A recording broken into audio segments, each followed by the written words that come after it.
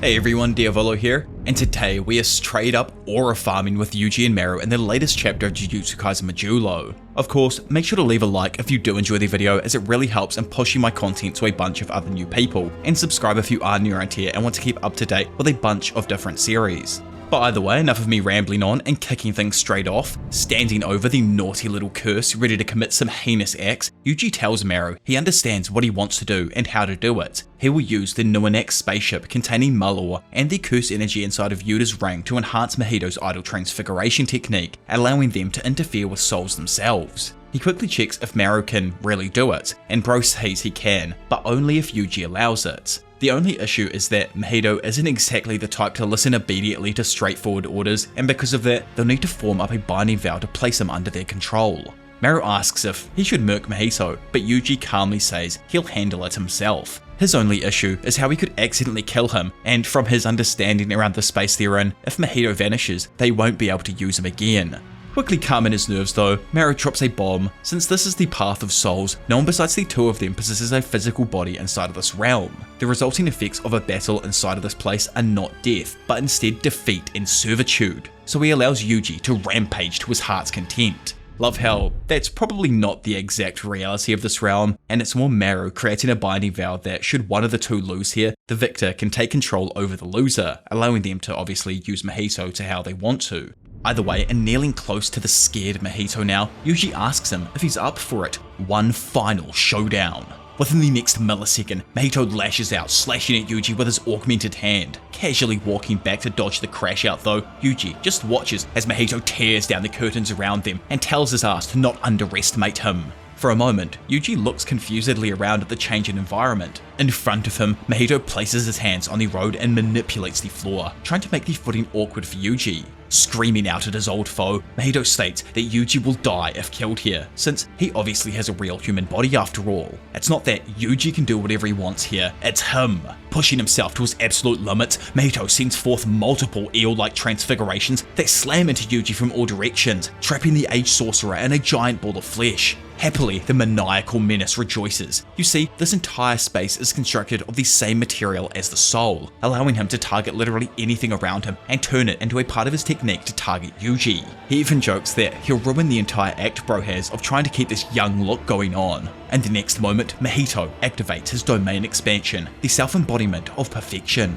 Immediately though, Dude's domain is cancelled, and his fingers, along with the small little Mahito activating the domain inside of his mouth, are sliced to bits. For a moment, Mahito looks down, trying to figure out what the hell just happened. Swinging his head towards his opponent though, Mahito is utterly violated as Yuji uses his soul dismantle, cutting everything, and I mean literally everything within this realm to frickin' Minecraft blocks. Honestly, what a spectacular double spread, probably the best one in Modulo so far, a pure display of how utterly dominant Yuji is in every single sense of the word. Without even as much as a word out of his mouth, he overpowers a domain that almost killed him multiple times in the past and shattered any expectation that Mahito obviously had of winning. Dude got waffleized in a second. With Mahito falling to bits now, Yuji hits the instant transmission and starts walking his pathetic dog ass down. Getting his attention, our boy asks the curse if he was always this weak. Sliding on in next to Yuji and popping a slice out of Mahito's face, Meru apologizes to the toast-sized curse spirit before turning him into nothing more than usable curse energy.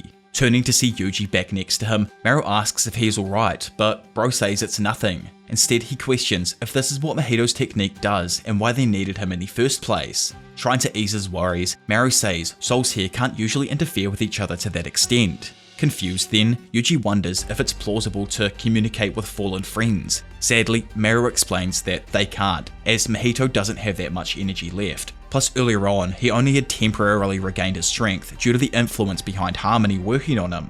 Walking towards a randomly placed door in the darkness, Yuji jokes that Meru really does understand everything, but Meru points out that it's only because they're in this environment, and Yuji gave him all of the necessary information for the future.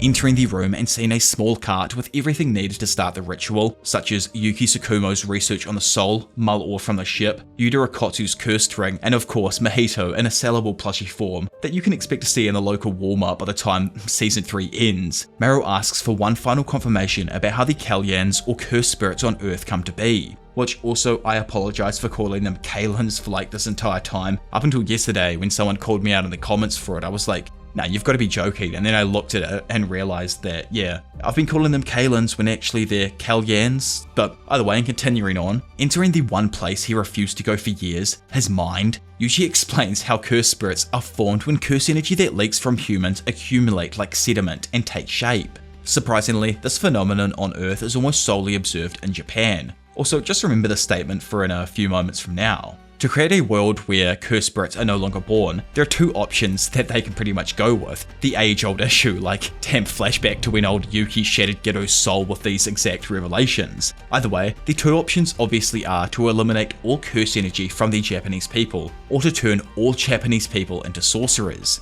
Maru asks regarding option 2 and confirms its logic to himself that a sorcerer's curse energy circulates properly within their own body, and because of that, it is actively expended through the use of techniques and the amount that actually leaks out of them is drastically reduced. However, Yuji remarks that option 2 will not help them here. The harm from cursed spirits would just be replaced from harm from cursed users. Plus, I can't lie, but I feel like the rest of the globe gets a bad trade-off with this one as well. Like, everyone in Japan gets cursed energy, but the rest of the globe is just like left, I guess, as normal humans, like they're not going to evolve as a species. The harm that's currently caused by cursed spirits would be switched from that to harm caused by millions of curse users who will abuse their Jujutsu. Regarding the first option, Yuji wonders if it would just result in the birth of hundreds of physically gifted people like Maki. Putting that to the side for now, Maru asks if Yuji is happy with proceeding in the direction of eliminating all curse energy from the Japanese and Samurian people. Not giving him the go-ahead just yet, Yuji asks if cursed spirits are born from Samurians, but Maru lets him know that only happens if the curse technique or curse energy they possess is exceptionally large, so people like Deibora or Dora would pretty much be the only exceptions.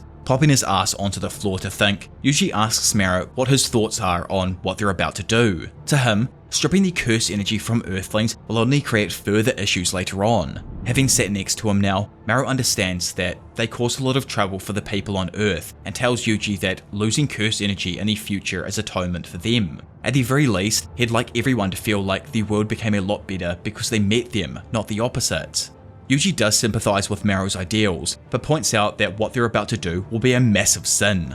On Earth, now that the aliens have arrived, research into curse energy, which had long been stagnating as a potential new energy source, should have started advancing rapidly. In exchange for a future safety net, they'll instead be stripping away the future of every possible potential, and Yuji refuses to deny them that way of thinking. He poses that in the next few hundred years, resources might start to run dry, and then they'll have no choice but to rely on curse energy. If they continue now, all of that possibility will just disappear. Plus, it's not just that, they are literally tampering with the bodies of random people without their consent, so he doesn't think it's something that can be exactly praised over.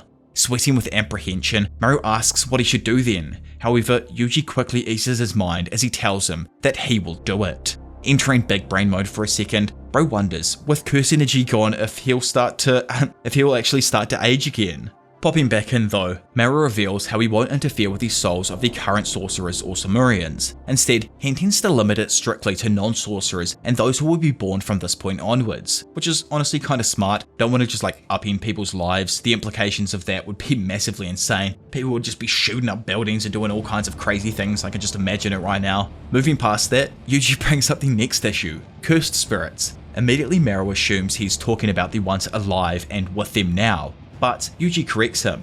Even if they eliminate all of the curse energy from Japan, cursed spirits will still be born, which makes sense, you know. I did say to remember that little thing from earlier on, how they're mainly born on Japan. We know that Kenny went to India and China to farm up some cursed spirits and get that aura of his a little higher before he had to fight Yuki, so it's highly likely that other nations produce cursed spirits just on a lower production rate. Maybe they feed their kind of like curse energy to just like one massive cursed spirit that constantly gains more and more power or something like that. Not too sure, but I guess we could possibly find out in the future if we have some like Jujutsu Kaisen 3 or something like that, but either way, that there brings us up to date with the latest stuff inside of Jujutsu Kaisen Modulo. What do you think they're all going to do when it comes to figuring out the cursed spirit problem? Will they just expand the overall size of what they want to do to the entire globe? Plus, what's going to happen with the battle between Yuka and Deibora? I know he said he wouldn't intervene, but surely Yuji can get that to come to a somewhat good outcome. I think Yuka is going to die almost like no matter what, just especially with the cancer that she had going through her, The idea of her surviving this, I just don't know how they'll manage to do it unless it has something to do with Mahito's technique and it being able to remove the cancer from her. But I guess we'll just have to find out over these next, I don't know how many chapters it could be, but it could be as short as 3 for all we know. If you are new around here and haven't subscribed already, make sure you do. We're only 10k off 300,000 subscribers now, which is absolutely insane. So make sure to subscribe if you haven't already to keep up to date with a bunch of different series. Also, leave a like as it really just helps in pushing my content to a bunch of new amazing people. For now though, it's been your professional degenerate Diavolo, and I'll see you all in a bit. Bye.